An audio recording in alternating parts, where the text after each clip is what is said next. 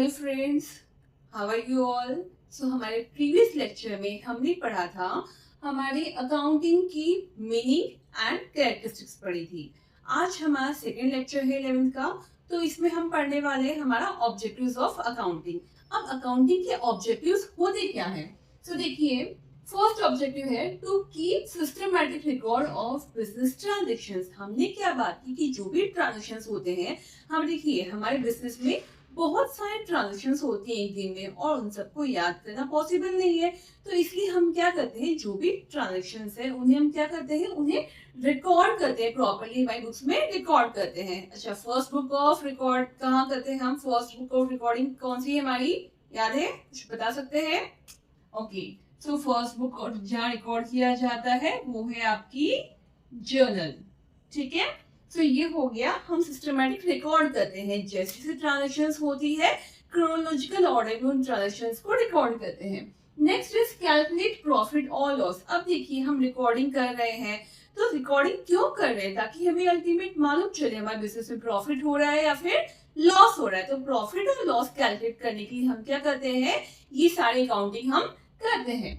Further, know the exact reasons leading to net profit और net loss। जो भी हमारा प्रॉफिट, देखिए यहाँ पे हमने जो भी प्रॉफिट और लॉस कैलकुलेट किया है, तो क्या रीजंस रहे हमारे प्रॉफिट और लॉस होने के। देखिए हमने जो स्ट्रेटेजी अपनाई है पहले, अगर उससे प्रॉफिट हुआ है हमें, तो फर्दर हमें वैसी स्ट्रेटेजी अपनानी है ताकि हम अपने प्रॉफिट के, बिजनेस के प्रॉफिट को और बढ़ा सके। और अगर लॉस हो गया है, पहले जो स्ट्रेटेजी हमने अडॉप्ट की है उससे अगर बिजनेस को लॉस हुआ है, तो हमें क्या करना है, अपनी स्ट्रेटेजीज को चेंज करें, जिससे कि हम क्या कर सके, अपने बिजनेस को उस लॉस से बाहर निकाल सके। Next is ascertain financial position of business. जैसे ही हमें मालूम चलता है हमें बिजनेस में प्रॉफिट हुआ है, लॉस हुआ है, हमारे बिजनेस की फाइनेंशियल पोजीशन हमें मालूम चल जाती है। Further ascertain the progress of business year two year. अब हमने क्या कहा, बुक्स हम हर साल बनाते हैं, तो देखिए इस साल हमने जो बुक्स बनाई है उसका जो रिजल्ट रहा, जो अल्टीमेट रिजल्ट रहा, और हमारे जो प्रीवियस ईयर का रिजल्ट रहा बुक्स का, तो हम क्या कर सकते हैं, कंपेयर कर सकते हैं उन्हें और मालूम कर सकते हैं कि हमारे बिजनेस में कितना प्रॉफिट हुआ है, कितना परसेंट इंक्रीज हुआ है प्रॉफिट हमारा। ठीक है, further prevent and detect errors and frauds. अब क्योंकि हम सारी चीजें रिकॉर्ड करते हैं वन ऑन वन, जैसे जैसे इवेंट्स होते जा रहे हैं हम उन चीजों को रिकॉर्ड करते जा रहे हैं, तो हम क्या कर रहे हैं, रिकॉर्ड करने की वजह से क्या हुआ, यहाँ पे फ्रॉड के चांसेस और एरर के चांसेस कम हो रहे हैं। भाई जैसे इवेंट हुआ हमने उसे हैंड टू हैंड रिकॉर्ड कर लिया, इट मींस यहाँ पे भूलने का चांस ही नहीं रहेगा, क्योंकि हम तो हाथों हाथ रिकॉर्ड कर रहे हैं, और फ्रॉड के चांसेस भी कम हो जाए क्योंकि हम इंस्टेंटली उसे रिकॉर्ड कर रहे हैं। Next is provide information to various parties. अब ये जो इंफॉर्मेशन, ये सारी इंफॉर्मेशन हमने क्या की है, अकाउंटिंग करके जो इंफॉर्मेशन हमने निकाली है वो हम क्या करते हैं, उसे हम प्रोवाइड करते हैं हमारी वेरियस पार्टीज को। और वेरियस पार्टीज कौन कौन सी होती है, पहले हमने पढ़ा था प्रीवियस क्लास में भी थोड़ा सा डिस्कस किया इस टॉपिक को, तो यहाँ पे वापस बता देती हूँ मैं। वेरियस पार्टीज यानी कि आपके ओनर्स है, मैनेजर्स है, जो आपका बैंक है, भाई बैंक ने लोन प्रोवाइड किया आपकी फर्म को, अब आपकी फर्म में कितना प्रॉफिट हो रहा है, कितना नहीं हो रहा है, आप उस लोन को रीपे कर पाएंगे, प्रॉपरली नहीं कर पाएंगे, तो उन्हें इन्फॉर्मेशन चाहिए। फर्दर जिन्होंने हमारे बिजनेस में पैसा लगाया है, इन्वेस्टर्स की हम बात करते हैं, तो इन्वेस्टर्स को इन्फॉर्मेशन चाहिए कि हमारा पैसा सेफ है या फिर नहीं है। ओनर्स है, ओनर्स ने पैसा लगाया है, तो उन्हें मालूम चलना चाहिए जो पैसा उन्होंने बिजनेस में लगाया है उससे उन्हें प्रॉफिट हुआ है, लॉस हुआ है, अल्टीमेटली उनके बिजनेस का क्या रिजल्ट रहा उन्हें मालूम होना चाहिए। तो ये है हमारे ऑब्जेक्टिव्स ऑफ अकाउंटिंग।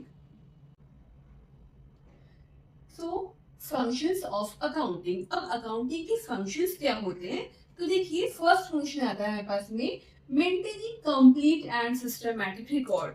सो हम बुक्स बना क्यों रहे हैं, ताकि जो भी हमारी ट्रांजेक्शन्स है उनको प्रॉपरली जिस तरह से वो होती जा रही है, यानी कि क्रोनोलॉजिकल ऑर्डर में जिस सीक्वेंस में वो हो रही है, उन्हें क्या किया जाए, रिकॉर्ड किया जाए। तो हमारा अकाउंटिंग का फंक्शन क्या है कि हम प्रॉपर रिकॉर्ड मेंटेन करें, कंप्लीट और प्रॉपर सिस्टमेटिक रिकॉर्ड मेंटेन करें हमारी जो भी ट्रांजेक्शन्स बिजनेस में हो रही हैं। Next is preparation of financial statements. अब हमने क्या कहा कि हम फाइनेंशियल स्टेटमेंट्स बनाते हैं। अब कौन कौन से अकाउंट्स हम बनाते हैं फाइनेंशियल स्टेटमेंट्स में, देखिए एक तो हमारा हो जाएगा P&L अकाउंट, हो जाएगा बैलेंस शीट। अब देखिए P&L अकाउंट हम क्यों बनाते हैं, P&L अकाउंट से हमें मालूम चलता है हमारे बिजनेस में प्रॉफिट हुआ है या फिर लॉस हुआ है। बैलेंस शीट से हमें क्या मान चलता है, जो भी हमारे बिजनेस में असेट्स है, लाइबिलिटीज है। सो इन शॉर्ट हम कह सकते हैं जो भी हमारी फाइनेंशियल पोजीशन है वो हमें कहाँ से मान चल जाती है, पीएनएल और बैलेंस शीट। पीएनएल से हमें प्रॉफिट एंड लॉस मान चलता है, बैलेंस शीट से हमें असेट्स और लायबिलिटीज के बारे में मान चलता है। तो हम कह सकते हैं कि हमारी फाइनेंशियल पोजीशन में मालूम चलती है।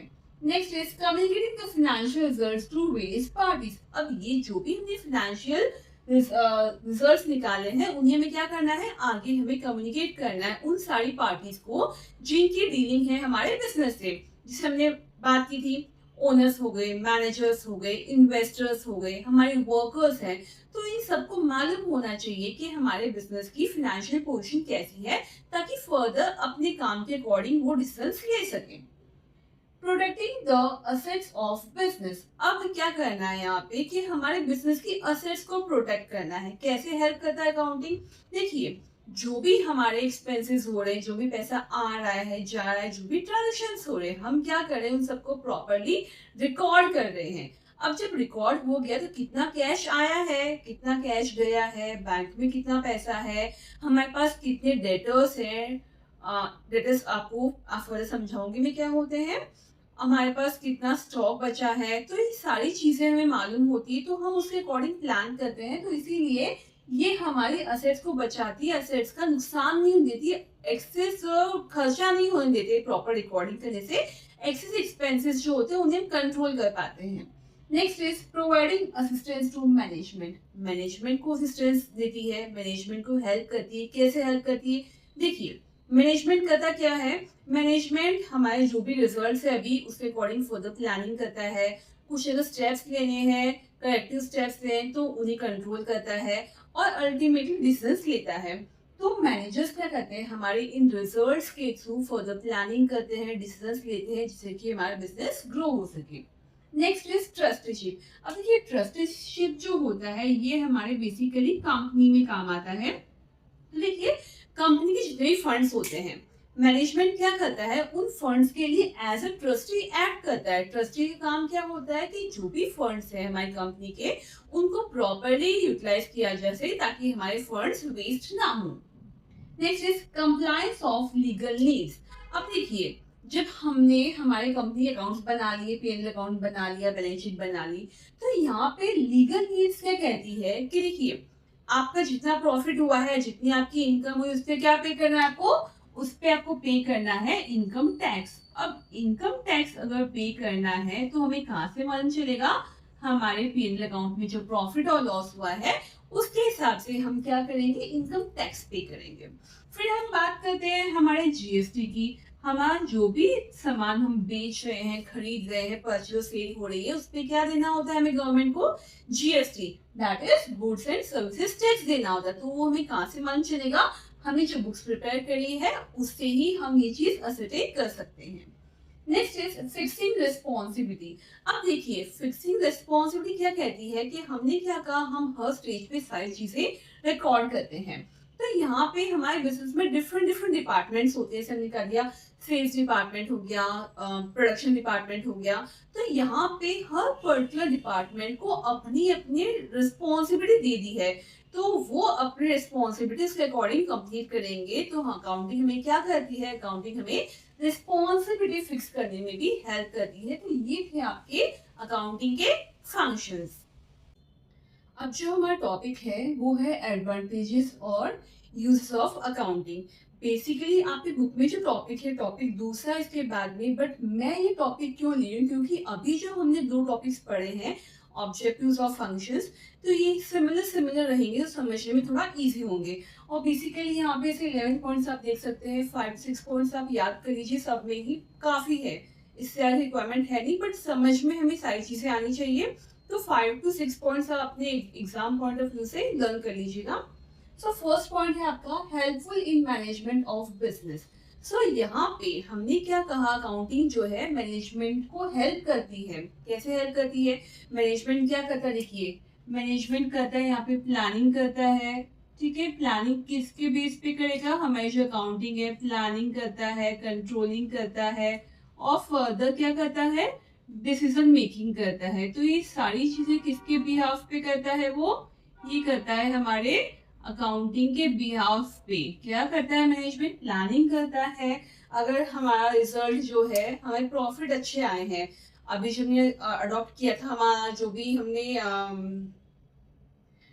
हमने रूल्स एंड रेगुलेशंस अडॉप्ट किए थे हमारे बिजनेस को ग्रो करने के लिए, अगर वो रिजल्ट्स अच्छे गए हैं, प्रॉफिट अच्छा मिला है हमें, तो उस केस में हम क्या करते हैं, वही उसके अकॉर्डिंगली हम क्या करेंगे, फर्दर प्लानिंग करेंगे, कंट्रोलिंग करेंगे और डिसीजन लेंगे, ताकि हमारा बिजनेस क्या कर सके, बिजनेस और ग्रो हो सके। नेक्स्ट है आपका provide complete and systematic record. Accounts क्या करते हैं, हमें अकाउंटिंग क्या करती है, हमने क्या कहा कि जो भी ट्रांजेक्शन्स जिस इवेंट में होती है, यानी जिस ऑर्डर में होती है, क्रोनोलॉजिकल ऑर्डर में हम उसे रिकॉर्ड करते हैं। तो यहाँ पे हम क्या करते हैं, उन सारी ट्रांजेक्शंस को कंप्लीटली और सिस्टमैटिकली रिकॉर्ड करते हैं। इंफॉर्मेशन रिगार्डिंग प्रॉफिट और लॉस, तो हमें क्या मिलता है, प्रॉफिट और लॉस मालूम चलता है हमारे बुक से। पी&एल अकाउंट हमने पढ़ा अभी कि पी&एल अकाउंट से हमें क्या मालूम चलता है, प्रॉफिट या फिर लॉस। पी&एल अकाउंट यानी प्रॉफिट एंड लॉस अकाउंट कहते हैं। तो प्रॉफिट हो रहा है या फिर लॉस हो रहा है, वो चीज हमें यहाँ से मालूम चल जाती है। नेक्स्ट है आपकी इंफॉर्मेशन रिगार्डिंग फाइनेंशियल पोजीशन। अब प्रॉफिट हो रहा है या लॉस हो रहा है, बिजनेस में इतना मालूम चल गया, इट मींस हमें हमारे बिजनेस की फाइनेंशियल पोजीशन मालूम चल गई है। Enables comparative study. हमने क्या कहा कि हमने बुक्स बनाई है, कितना प्रॉफिट हमें मालूम चल गया। अब हम क्या कर सकते हैं, हमारी इस बुक को हमारे प्रीवियस ईयर की बुक से कंपेयर कर सकते हैं। भाई या तो अपनी ही फॉर्म में हमने कंपेयर कर लिया, या फिर हमारी ही फील्ड में जो दूसरी कंपनी से उससे हमने कंपेयर कर लिया, तो हमें कंपैरेटिव स्टडी हम कर पाते हैं। Next is helpful in assessment of tax liability. Tax liability हम कैलकुलेट कर सकते हैं। देखिए, जो प्रॉफिट होता है, प्रॉफिट पे हम क्या पे करते हैं, यहाँ पे जो ओनर है, ओनर की जितनी भी इनकम होती है उस पे वो क्या पे करता है, इनकम टैक्स पे करता है। तो कितना टैक्स उसे पे करना है वो उसे मालूम चल जाता है। यहाँ से जीएसटी, जो कि जितने भी गुड्स और प्रोडक्ट्स या फिर गुड्स उसने सेल किए हैं उस पे जीएसटी पे करना होता है। तो कितना इनकम टैक्स देना है, कितना जीएसटी देना है, वो उसे कहाँ से मालूम चल जाएगा, यहाँ पे उसे अकाउंटिंग के थ्रू चीज मालूम चल जाएगी।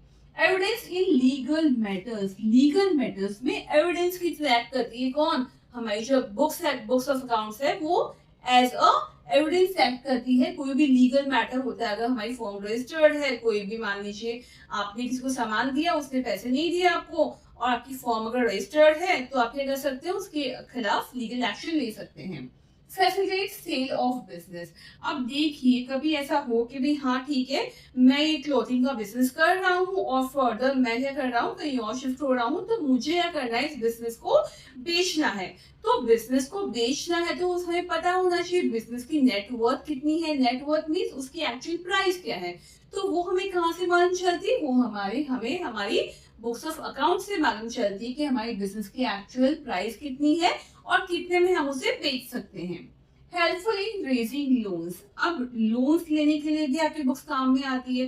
भाई मान लीजिए आपको अपने बिजनेस को एक्सपेंड करना है, आपको लोन चाहिए। लोन लेने के लिए आप बैंक के पास गए, तो बैंक ऐसे ही तो आपको लोन नहीं देगा। तो बैंक क्या कहेगा, भाई दिखाइए आपके बिजनेस में कितना प्रॉफिट हो रहा है, और जितना प्रॉफिट हो रहा है, आपको जितना पैसा कमा रहे हैं, उसके भी हाफ में आपको वो लोन दे देंगे। तो यहाँ पे आप क्या कर सकते हैं, अपनी जो बिजनेस की बुक्स है, जो आपकी बैलेंस शीट है, पी&एल अकाउंट है, ये सब कुछ क्या कर सकते हैं, अपनी बुक्स ऑफ अकाउंट शो कर सकते हैं बैंक को, और उस बिहाफ पे वो आपको लोन देगा। तो आपको लोन लेने में भी हेल्प करती है हमारी books. Helpful in partnership accounts.